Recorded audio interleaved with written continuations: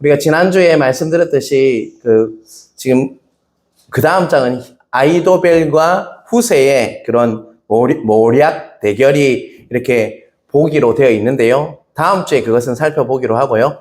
우리가 지금 다윗이 어디로 향하고 있다고 했나요? 지난주에? 광야로 향하고 있죠. 그것은 고난을 향해 가고 있는 거리에요. 그런데 그때 만났던 사람들이 한 4종류의 사람이 있고요. 크게는 2종류의 사람으로 나눌 수가 있습니다. 다윗이 고난 중에 만났던 사람의 유형은요. 첫 번째는 뭐냐? 첫 번째 부류는 고통을 주었던 사람이었어요. 또 두 번째는 반면에 어떤 사람이 있었을까요? 바로 다윗에게 진정한 도움을 준 고마운 사람들이 있었다는 것입니다. 우리가 첫 번째 유형의 사람, 첫 번째 사람이 바로 16장 1절에 등장하고 있습니다. 바로 누구냐면요. 므비보셋의 종 누구라고 얘기하고 있죠? 시바라고 그렇게 첫 번째 사람이 등장하고 있어요. 16장 1절입니다. 16장 1절에 보면요. 첫 번째 사람 누구가 나온다고요? 므비보셋의 사람 시바가 나오고 있죠.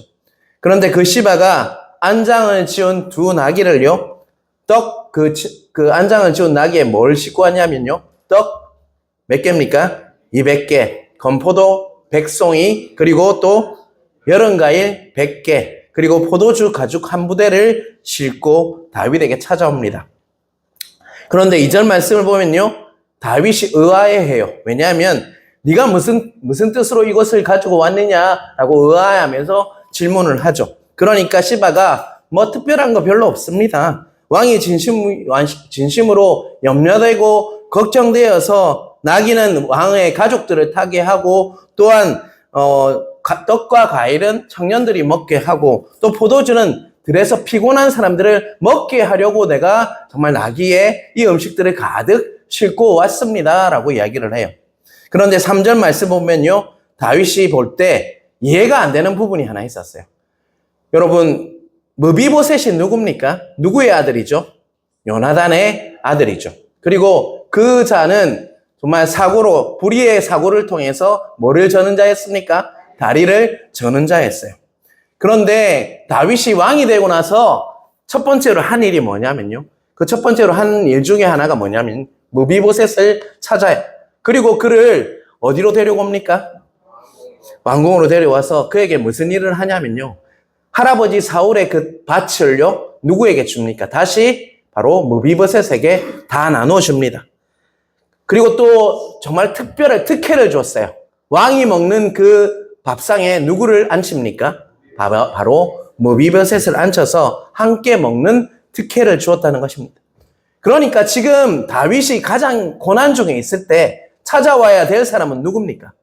바로 므비보셋이죠. 그런데 가지고 와야 할 므비보셋은 오지 않고 그의 종 시바가 나귀에 물건을 싣고 왔다는 것이죠. 자, 여러분, 그래서 3절에 므비보셋에게 묻습니다. 그래서 지금 시바에게 묻죠. 그 종 시바에게 묻죠. 지금 므비보셋은 어디 있느냐라고 했죠. 나와 같이 오지 않고 지금 어디에 있다라고 얘기하냐면요. 예루살렘에 있습니다. 그리고 그가 뭐라고 했냐면요. 이스라엘 족속이 오늘 내 아버지의 나라를 내게 돌리리라 라고 이야기를 했다. 이렇게 누가 전달을 합니까? 시바가 전달을 하고 있다는 것입니다. 이게 무슨 뜻입니까? 그러니까 원래 할아버지 사울이 다스렸고 아버지 요나단이 살아 있었다면 다스릴 그 나라를 누가 차지했다는 것이에요? 다윗이 차지했는데 이제 하나님께서 이제야 그 나라를 우리에게 다시 돌려줍니다라고 누가 고백했다라고 이야기하고 있어요. 시바가 므비보셋이 그렇게 이야기했다라고 이야기를 하고 있어요. 자, 여러분, 듣는 다윗은 어떤 마음이 들었을 것 같습니까? 큰 충격을 받았다는 것입니다. 아들 반역 때문에 아들이 반역해서 사랑하는 아들 압살롬이 이렇게 반역을 해서 충격인데 그토록 잘 챙겨줬던, 정말 사랑을 다해서 챙겨줬던 지금 므비보셋조차 어떻게 하고 있습니까? 자신을 배신했구나.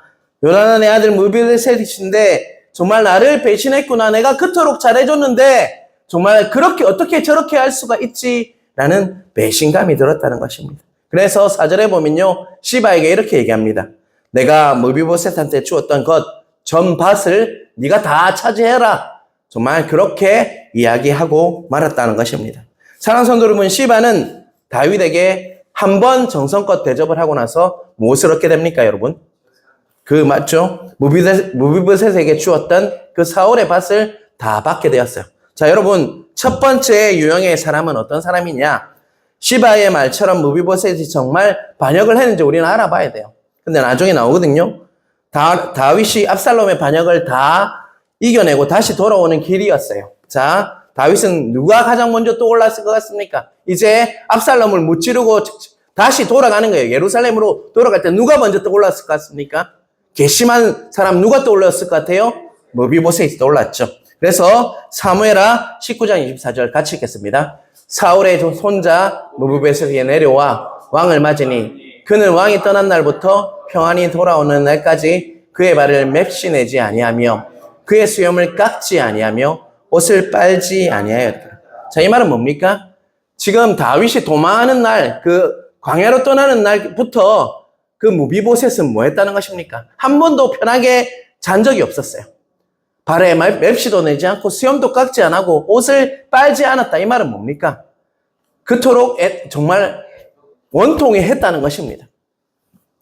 25절에 다윗이 묻습니다. 네가 어찌하여 나와 함께 가지 아니하였느냐라고 다윗이 물었어요. 그 모습으로 나타나니까 네 이런 모습인데 왜 나와 같이 가지 않았니? 라고 다윗이 물어봐요. 자, 19장 26절 27절도 같이 읽겠습니다. 뭐라고 고백하는지 한번 볼게요. 대답하되 내 주 왕이여 왕의 종인 나는 다리를 저물로 내 나귀의 안장을 치워 그 위에 타고 왕과 함께 가려 하였더니 내 종이 나를 속이고 종인 나를 내 주 왕께 모함하였나이다. 내 주 왕께서는 나의 하나님 사자와 같으시니 왕의 처분대로 하옵소서.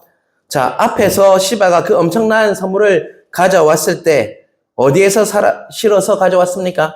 여러분, 어디에 실어서 그 물건을 가져왔다고 했습니까? 나귀 2마리의 안장 지운 나귀에 그 정말 포도주와 이렇게 포도송이, 건포도와 그 먹을 것들을 가지고 왔잖아요. 그랬을 때 엄청난 물건을 실어서 그 나귀 2마리에 실었다고 했어요. 그런데 그 원래 나귀는 무비보셋의 말에 의하면 무엇을 하기 위한 그 나귀였습니까, 여러분? 무비보셋이 뭘 접니까? 다리를 절잖아요. 그래서 혼자 힘으로는 갈 수가 없는 거예요. 다윗을 따라갈 수가 없어요. 그래서 무엇을 준비했냐? 나귀 2마리를 준비해서 다윗이 따라갈 때 따라가려고 했어요. 그런데 누가 그것을 속였습니까? 그의 종 시바가 무비보셋을 속이고 거기에다 무엇을 실어갔습니까? 바로 준비한 선물을 가지고 자기를 모함했다라고 분명히 무비보셋은 말하고 있습니다. 여러분, 지금 우리는 시바와 무비보셋의 이야기를 다 들어봤어요. 누가 과연 거짓말하고 있는 것 같아요, 여러분? 누군 것 같아요, 여러분? 시바가 거짓말하고 있는 것 같습니까? 피난길을 떠나고 있는 다윗에게 첫 번째 왔던 인물이 누구라고요? 시바였어요. 시바는 어떤 사람이냐? 바로 한마디로 하면 기회주의자입니다. 고통 중에 있는 다윗을 정성껏 한대하는 척하면서 무엇을 취하려고 했습니까? 자신의 이득을 취하려고 했죠. 자신의 목적, 바로 과거 자기가 관리했던 사울의 밭을 뭐하기 위함이었어요? 뺏기 위해서 정말 다윗을 이용했던 것뿐이었습니다. 우리들도 이 땅을 살아가다 보면요, 마치 다윗처럼 추락하고 갑작스러운 고통의 위기에 빠질 때가 있어요. 그때 우리들 앞에 어떤 사람이 등장하냐면요, 바로 시바와 같은 기회주의자들이 등장할 수 있다는 것입니다. 이런 사람의 특징이 뭔지 아십니까? 바로 과거에는 그렇지 않았는데 갑작스레 가분한 친절을 베풀어요. 그럴 때 여러분 속으로 이렇게 이야기하기 바랍니다. 이런 시바 같은 녀석들, 욕한 거 아닙니다. 제가 욕한 거 아닙니다. 이런 시바 같은 녀석들이라고 하십시오. 여러분, 시바는 바로 기회주의자의 표상이었어요. 자기 목적과 자기 이익을 위해서 소위 사랑으로 포장하는 기회주의자들이 내 힘들 때 올 수도 있다는 것입니다. 여러분, 다윗을 이용해서 자신의 이익을 편취하려 했다는 것입니다. 그리고 두 번째 인물은 누구냐 하면요, 우리가 보았죠. 누구였습니까? 무비보셋이죠. 나중에 다윗이 진상을 밝히는 일이 있었지만 다윗이 받아들이기에는 무비보셋은 어떤 사람이었습니까? 자신을 배신한 사람이었어요. 우리가 고난에 있을 때 그토록 잘해줬던 사람이 등을 돌릴 때도 있다는 것입니다. 여러분, 그런 일은 너무나도 수없이 일어나고 있어요. 그래서 정말 고난 때에 더 섭섭하고 더 힘들고 마음이 아플 때가 많다는 것입니다. 정말 세상에 믿을 자가 이렇게 없단 말인가? 라고 하면서 그렇게 잘해줬는데 나를 배신하다니? 라는 마음이 들 수가 있다는 것입니다. 다윗의 마음에 정말 씻을 수 없는 상처를 주었던 사람이 바로 무비보셋이었어요. 물론 진상은 알지 못하지만요. 성경에 이게 맞다 저렇다라고 나고 있지 않지만 근데 시바가 거짓말을 한 것 같아요. 그런데 다윗이 받아들이기에는요. 자신을 배신하는 것 같은 사람이 누구였다는 것입니까? 무비보셋이었다라고 말씀하고 있죠. 그리고 사무엘하 16장 5절을 우리 한번 같이 읽도록 하겠습니다. 다윗 왕이 바오림의 이름에 거기서 사울의 친족 한 사람이 나오니 게라의 아들이요 이름은 시므이라. 그가 나오면서 계속하여 저주하고 자 어디로 갔다고 얘기하고 있습니까? 다윗 왕이요 이제 바오림이라는 지역으로 갔어요. 그래서 사울의 친족 한 사람이다 라고 이야기하고 있죠. 바오림은 어디 지역이냐면요 베냐민 지파가 거주했던 지역이 바로 바후림이에요. 그런데 누구의 친족이라고 얘기하고 있죠? 바로 사울의 친족. 사울이 어떤 지파입니까? 베냐민 지파였어요. 그런데 바로 그 이름이 시므이라는 사람이 있는데 사울의 친족이었어요. 그런데 그가 계속적으로 뭐 했다고 이야기하고 있습니까? 다윗을 저주하고 있다. 세 번째 유형의 사람은요. 다윗은 뭐 한 사람입니까? 저주했던 사람이었어요. 계속해서 했다. 그리고 또 6절에 보면요. 제가 읽지는 않겠지만 무엇을 했냐? 다윗에게 무엇을 던진 줄 아십니까? 돌을 던졌어요. 여러분 그냥 돌을 던질 수도 있지라고 이야기하는데요. 유대인들에게 돌을 던지는 사람의 그 사람은 뭐냐면요. 정말 용서받을 수 없는 사람. 악질의 죄를 범했을 때 무엇을 던진다고요? 돌을 던졌다는 것이에요. 그러니까 다윗이 니는 정말로 용서받을 수 없는 자야 하면서 저주하면서 던진 게 뭐라는 것입니까? 바로 돌을 던진 행위라고 할 수 있습니다. 그리고 7절에 이렇게 저주합니다. 사울 왕국을 무너뜨리고 그 피를 흘린 자여 이렇게 얘기하고 있죠. 그 피를 흘리게 사울 왕국이 왕하게 하고 정말 피를 흘리게 한 자가 누구라고 지금 저주하고 있어요. 바로 다윗이 너 때문에 우리가 망했다라고 얘기하고 있죠. 그리고 사악한 자여라고 이야기하고 있어요. 그것을 히브리어로 뭐냐면요. 벨리알이에요. 자, 사무엘상 2장에 보면요. 엘리의 두 아들이 나옵니다. 그를 뭐라고 부릅니까? 불량배로 불러요. 불량한 사람이라고 부릅니다. 그때 뭐를 쓰냐면요. 벨리엘이라는 말을 써요. 시므이가 다윗을 보고 이 벨리엘아 이 말은요. 무가치하고 쓸모없는 정말 쓸데없는 녀석아 라고 다윗을 부르고 있는 것이. 그리고 그렇게 이야기해요. 이 거룩한 땅에서 꺼져라. 이곳에서 나가라. 이렇게 욕을 하면서 극심하게 욕을 하고 있다는 거예요. 성경에는 완곡해서 표현할 뿐이지 아마 그보다 더 심한 욕을 누구에게 했다는 것입니까? 다윗에게 저주하면서 퍼부었다는 것입니다. 그리고 뭘 던졌다고요? 저주하면서 돌까지 던진 자가 바로 누구라고요? 시므이였다라고 말씀하고 있죠. 그리고 8절에 보면요. 사울 족속이 흘린 모든 피를 여호와께서 너에게 돌릴 것이다. 사울 족속이 그 정말 다윗 때문에 죽었고 그 피를 네가 돌려받게 될 것이다 라고 이야기를 하고 있어요. 너는 피를 흘린 자므로 하를 자초했다라고도 표현하고 있어요. 이 말은 하를 자초했다 이 말은 뭐냐면요. 이제 그 흘린 피 때문에 너희가 어떻게 된단 말이에요. 망하게 될 거다. 이제 니는 망하게 될 거다라고 저주하고 있다는 것입니다. 자, 여러분 세 번째 유형은요. 뭐 하는 자입니까? 저주했던 자였습니다. 그 말에 너무 저주를 하다 보니까 그의 다윗의 신하 중에 바로 아비새가 어떻게 합니까? 9절에 보면요.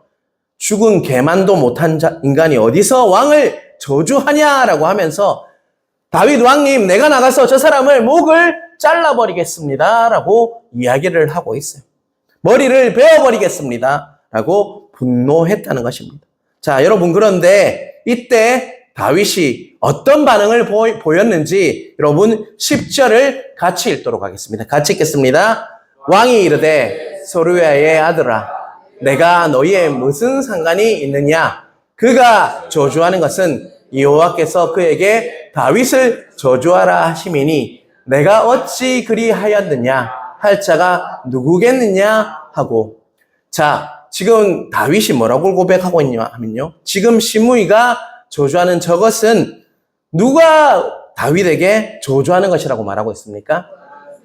하나님께서 그에게 다윗을 저주하라고 해서 하는 거다라고 받아들이고 있어요. 그리고 11절에 보면요, 참 다윗이 가슴 아픈 이야기를 합니다. 내 몸에서 난 아들도 내 생명을 해하려 하는데 나에게 대해서 피해의식을 갖고 있는 저 시므이가, 베냐민 사람 시므이가 나를 저주하는 것이 별로 이상하지 않다라고 고백을 하고 있다는 것입니다. 여호와께서 그에게 저주하라고 명령하신 것뿐이다 라고 여러분 다윗은 고백하고 있다는 것입니다. 그리고요 16장 12절도 같이 읽겠습니다. 같이 읽겠습니다. 혹시 여호와께서 나의 원통함을 감찬하시리니 오늘 그 저주 때문에 여호와께서 선으로 내게 갚아주시리라. 아멘. 사랑하는 성도 여러분, 다윗은 모든 소망을 어디에 집중하고 있냐면요, 바로 하나님의 긍휼과 은총에 모든 소망을 집중하고 있음을 깨닫는 은혜가 있길 간절히 바랍니다. 하나님이 명령하셔서 그가 나를 저주할 뿐이다. 그래서 하나님의 징계를 내가 받겠다라고 그는 고백하고 있어요. 그런데 그가 절망으로 끝난 것이 아니었어요. 어떻게 합니까? 그럼에도 불구하고 저 저주 때문에 하나님이 나를 긍휼히 여기셔서 그 저주 때문에 선으로 내를 갚아주실 수도 있다라고 고백을 하고 있죠. 그냥 절망하고 인생을 포기한 것이 아니라 저 저주 때문에 하나님이 나를 불쌍히 여기셔서 은총을 주셔서 나를 갚아주실 것이다, 나를 살려주실 수도 있지 않겠냐라고 그는 모든 소망을 어디에 두고 있는 것입니까? 이 고백은요, 하나님께 고백하고 있어요. 여러분, 그는 그렇지, 광야로 오기 전에는요 절대로 이런 고백을 하지 않았어요. 그는 교만했어요. 뭔가 다 이룬 것 같았고요, 그는 하나님이 아니라 자기 스스로 뭔가를 해결하려고 했어요.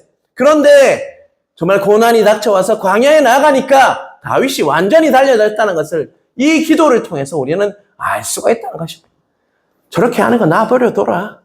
내가 잘못한 게 있다. 그러니까 내버려둬라. 하지만 저 저주, 시므이가 저주하는 것 때문에 나를 불쌍히 여기셔서 하나님이 나에게 은총을 주실 수도 있다라고 다윗은 고백하고 있다는 것입니다. 하나님의 그 긍휼하심과 은총에 소망을 두고 있는 다윗을 발견하기 바랍니다. 다윗은 그렇게 정말 시므이에게 저주를 받았지만요, 징계를 기꺼이 받았어요. 그리고 하나님께 기도했습니다. 하나님, 정말 내가 억울하게 여겨진다면요, 그 저주 때문에 나에게 선을 이루셔서 나를 살려주십시오 라고 그는 고백했다는 것입니다. 저는요, 이 말씀을 묵상하면서 저와 특별히 저에게 그리고 여러분에게 이러한 다윗의 은혜가 있길 주님의 이름으로 축원합니다. 여러분, 솔직히 말해서 그 시므이가 저주했잖아요. 근데 그 저주하는 그 내용 안에는요, 어찌 보면 하나님 보시기에 우리는 너무나도 어찌 보면 죄인이에요. 제가 이전에 한번 간증을 한 적이 있는데요, 제가 어느 날 이전에 있는 교회에서 고등어를 나눠줬어요. 고등어가 이렇게 파닥파닥거리는 고등어가 아니라 얼어있는 고등어를 나눠줬어요. 그러다 보니까 물이 좀 흐르잖아요, 녹으면. 그래서 그 하다 보니까 비닐에 쌌는데도 물이 흘렀어요. 우리가 교역자들이 장갑을 끼고 다 꼈어요. 그런데도 그 장갑을 벗었는데도 무엇이 느껴졌는 줄 아십니까? 손에서 뭐가 났을 것 같아요? 장갑을 3겹 꼈거든요. 비닐이 장갑 끼고 또 작은 장갑 끼고 그 코팅 장갑 있잖아요, 그거 끼고 그리고 또 설거지할 때 쓰는 고무 장갑까지 꼈어요. 그런데도 내 손에 뭐가 나 진동을 하는 줄 아십니까? 그 비린내가 진동을 하더라고요. 그래서 손을 씻으면서 짜증이 나는 거예요. 그래서 비누질 하면서 왜 이렇게 냄새가 나지 하면서 계속 닦아냈어요. 근데요, 그 냄새가 없어지질 않는 거예요. 그래서 또 사무실에 가서 맡아봤어요. 자꾸 계속 맡았어요. 아, 이 냄새가 진짜 안 없어지네. 이런 마음이 들었어요. 그런데 하나님께서 저에게 이런 마음을 주셨어요. 네 죄가 더 비리다 라는 마음을 주셨어요. 더 냄새가 많이 난다. 내 안에 있는 그 죄가요, 더 냄새가 많이 난다 라는 마음을 주셨습니다. 다윗은 알고 있었어요. 이제 고난으로 가니까 자신이 얼마나 죄인인지, 시므이가 하는 저주를 받아도 마땅한 자임을 그는 알고 있었다는 것입니다. 하지만 하나님 저에게 정말 긍휼을 베푸셔서 나에게 은총을 주셔서 하나님께서 나를 불쌍히 여기시면요, 나를 살려주세요 라고 다윗은 고백하고 있다는 것입니다. 그러한 은혜가 여러분과 저와 여러분 위에 임하길 주님의 이름으로 축원합니다. 우리의 존재는요, 우리가 남들이 우리를 막 원망하고 저주할 때가 있잖아요. 그런 저주는 아무것도 아니에요. 우리 안에 심연에 있는 그 존재적인 그 죄들은요, 정말 빙산의 일각이에요. 그 심연 안에 있는 모든 죄들은요, 하나님이 은혜를 주시지 않으면 갚을 수 없는 죄들이 우리 안에 넘침을 깨닫는 은혜가 있길 주님의 이름으로 축원합니다. 사무엘하 19장 27절 마지막 29절까지 바로 마지막 인물이 등장합니다. 우리가 초두에 읽었던 말씀입니다. 같이 읽겠습니다. 다윗이 마하나임에 이르렀을 때 암몬 족속에게 속한 라빠 사람 나하스의 아들 소비와 로데발 사람 암미엘의 아들 마길과 로글림 길르앗 사람 바르실레가 침상과 대야와 질그릇과 밀과 보리와 밀가루와 볶은 곡식과 콩과 팥과 볶은 녹두와 꿀과 버터와 양과 치즈를 가져다가 다윗과 그와 함께한 백성에게 먹게 하였으니 이는 그들 생각에 백성이 들에서 시장하고 고나고 목마르게 함이더라. 27절에 보면 세 사람이 나와요. 누구누구 나옵니까? 27절 한번 넘겨주세요. 27절에 첫 번째 사람은 누굽니까? 소비 나오죠. 소비. 그리고 두 번째 사람은요, 마길. 그리고 세 번째 사람은요, 바르실레. 이 세 명 중에 대표적인 인물이 바르실레예요. 바르실레는 기억해 두시길 바랍니다. 이 바르실레가요, 시바와 다른 점이 뭘까요? 시바는 뭘 위해서 다윗을 돕는 척 했습니까? 자신의 유익을 위해서 했어요. 그런데 바르실레는요, 아무 계산 없이 다윗과 그 일행을 진심으로 사랑하고 돕기 위해서 누구를 도왔다는 것입니까? 다윗과 그의 일행을 공개했다는 것입니다. 어쩌면 하나님이 다윗에게 피난길을 해주신 가장 위로의 사람이 누굴 것 같습니까? 바로 바르실레라는 것입니다. 다윗이 죽으면서 솔로몬에게, 다음 왕이었던 솔로몬에게 부탁한 것이 있어요. 꼭 은혜를 갚아야 할 사람이 누구냐면요, 바로 누구라고 얘기하는 줄 아십니까? 바로 바르실레다. 열왕기상에 보면 그 이야기가 나와요. 그만큼 그가 고난 중에 있을 때 바르실레는 너무나도 하나님이 보내주신 사람이었다는 것입니다.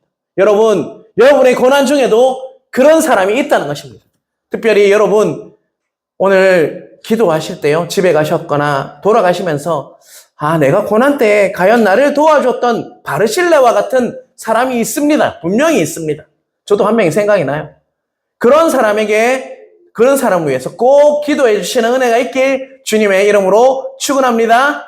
분명히 고난 중에는요, 나를 힘들게 하는 사람만 있는 것이 아니라 분명히 나를 위해서 기도해주고 도와줬던 바르실레와 같은 그런 사람이 있다는 것입니다. 여러분, 오늘 말씀을 통해서 네 가지 유형의 사람이 등장하고 있어요. 첫 번째는요, 그 다윗이 가장 추락하고 공경에 쳤을 때 첫 번째 나타났던 사람은 누구였습니까? 시바와 같은 기회주의자가 또 있을 수 있다는 것이죠. 또 두 번째는요, 어떤 사람이었습니까?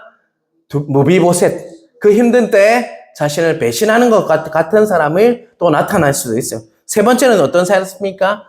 시므이가 뭐 했습니까? 자기를 저주했다는 것이죠.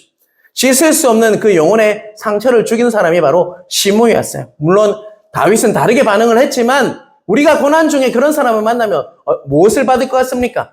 상처를 입게 되어 있다는 것입니다. 그게 쓴뿌리로 바뀌고 그게 마귀들이 그것에 꿈틀거리게 되는 그런 옹이와 같이 남을 수도 있다는 것이죠. 그리고 네 번째 사람은 누구였습니까? 바르실레. 바르실레 같은 사람. 한국 교회에, 우리 교회에 정말 많은 욕을 얻어먹고 있지만 저와 여러분 주위에 갑자기 추락한 사람들이 있을 때도 우리가 정말 바르실레와 같은 사람이 되어서 아무 유익이 없지만 그 사람을 도울 수 있는 그런 은혜가 우리의 임하길 주님의 이름으로 축원합니다. 아무런 사심 없이 정말 죽을 때까지 잃을 수 없는 그런 사람이 바로 우리가 되었으면 좋겠습니다. 자, 저와 우리들의 삶이 참 아름다울 것 같지 않습니까? 그러면요. 누군가 내 진짜 힘들 때 도와줬던 사람이 바로 나라고 생각하면 얼마나 아름답겠습니까? 그 인생이. 저와 이 말씀을 마무리하면서 한 가지 묵상하는데 이런 감동이 주어지셨어요. 자, 여러분, 바르실레는 어떤 사람이었습니까? 아무 유익을 구하지 않고 그냥 다윗이 뭐 했습니까? 다윗이 좋아서 사랑해서 그를 뭐 했습니까? 도와주었다는 것이죠. 여러분, 그런데 우리 인생에는요, 바르실레와 비교할 수 없는, 비교되지 않은 가장 진실되고 참된 친구가 계십니다. 그분이 누구신지 아십니까? 바로 우리 주님이십니다. 그분은 아무 유익을 구하지 않았어요. 그냥 나를 사랑해서 우리를 지금도 지켜주시고 도와주시고 계시고 참된 친구가 되셔서 우리와 지금도 교제를 하고 있다는 것입니다. 우리 주님은 끝까지 함께 하셨고 끝까지 믿어주셨고 끝까지 피할 길을 지금도 주시고 계시는 분이 누구라는 겁니까? 바로 우리 주님, 바르실레와 비교할 수 없는 끝까지 주님께서는 우리를 포기하지 않으시는 그런 분이 바로 우리 주님이시라는 것입니다. 그래서 다윗의 표현대로라면요, 정말 다윗이 뭐라고 고백했습니까?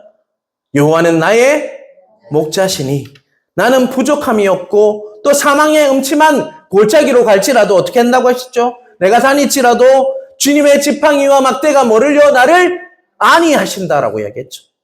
주님이 함께 계셨기 때문에 정말 나는 해를 뭐 한다고요? 두려워하지 않을 것이다. 바르실레와 비교할 수 없는 다윗에게는 누가 계셨다는 것입니까? 바로 우리의 선한 목자 되시는 주님이 늘 함께 계시다는 것입니다. 여러분의 인생에도 똑같습니다.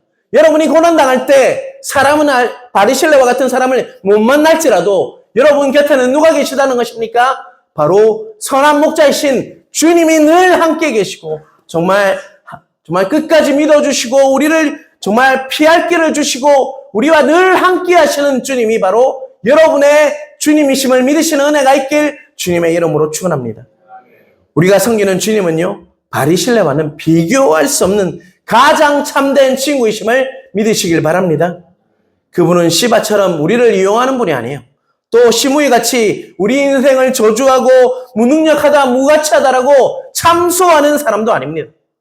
그분께서는요, 늘 또 우리와 함께 하셨어요. 정말 내가 너를 이해한다. 두려워하지 말라. 내가 너와 함께합니다. 너가 물길로 갈지라도 불길로 갈지라도 너와 함께해서 내가 너를 정말 지켜줄 것이다라고 언제나 함께 하시는 바로 우리의 참된 친구가 바로 우리 예수님임을 깨닫는 은혜가 있길 주님의 이름으로 축원합니다. 어떤 절망을 와도요, 넘어설 수 있게 하시는 분이 바로 주님이심을 깨닫는 은혜가 있길 간절히 바랍니다. 우리가 세상을 사는 동안 누구도 예외 없이 다윗과 같이 추락할 때가 있어요. 넘어질 때도 있습니다. 그때 우리는 누구를 의지해야 하냐? 참된 친구이신, 영원하신 친구이시고 우리의 영원하신 목자 되시는 선한 목자이신 우리 주님을 따라가면요, 주님과 함께하면 어떠한 고난과 역경이 있을지라도 우리는 이길 수 있는 힘을 우리에게 힘이 있는 것이 아니라 그분의 힘을 의지해서 나아갈 때 우리는 이겨낼 수 있음을 믿으시는 은혜가 있길 주님의 이름으로 축원합니다. 여러분, 그것을 믿으셔야 합니다. 그것을 믿는 것이 힘이에요. 자꾸 믿지 못하기 때문에, 의심하기 때문에 흔들리는 거예요. 우리는 그분이 말씀을 통해서 우리에게 말씀하시는 그분이 나의 주님임을 확신하고 신뢰할 때 흔들리지 않고 정말 어떠한 상황 속에서도 부족함이 없다는 다윗의 고백이 나는 부족함이 없습니다. 왜냐하면 주님이 나의 목자이십니다. 라고 고백할 수 있는 삶을 살아갈 수 있다는 것입니다. 다윗은 아마 바르실레를 보면서 주님을 생각했을 거예요. 나의 주님이 그런 분이지. 와, 바르실레가 그런 주님과 참 닮았구나. 라는 그런 고백을 했을 것 같아요. 여러분 또한 어떤 사람에게, 그 고난에 있는 사람에게 바르실레와 같이 도와주고 아무 유익 없어도 도와주면서 정말 주님처럼 닮아서 도와주시고 사랑하고 도와주시고 제일 큰 힘은요, 기도하는 거예요. 기도할 때 큰 문이 열리고 하나님이 도와주십니다. 우리는 할 수 없지만 기도할 때 그 상황이 열리고요. 하나님 주신 크신 은혜가 있다는 거 아시죠? 그렇다면 정말 힘든 자들을 위해서 꼭 기도하시는 은혜가 있길 주님의 이름으로 축원합니다. 여러분, 주님은요, 우리가 고난을 당한다고 해서 그냥 우리를 포기하시는 것이 아니라 주님께서 함께 하셔서 새로운 길이요, 진리요, 생명이 되셔서 새로운 길을 열어주시고 우리에게 다시 기회를 주시고 바꿔가시는 역전의 주님이심을 정말 믿으시는 은혜가 여러분 각자에게 있으시길 주님의 이름으로 축원합니다.